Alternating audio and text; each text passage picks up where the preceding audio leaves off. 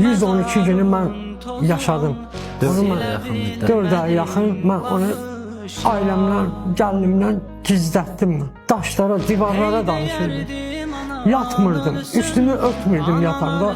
Birdən yataraq, üstümü örtərəm. Yuxum şirin gələr mənə, isti yorğan döşək.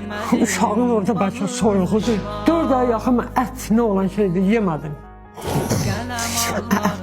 Yemədim. Yenə buna mən bugünkü günü şükür edirəm. Onu bilirəm.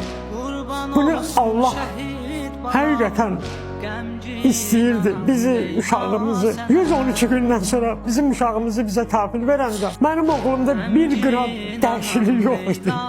Mən hatta getdim, daraq aldım, onun saçını daradım. Ürəyimi qüssə kədər alıb ağuşuna dələr, gözüm hər an qapıdadır.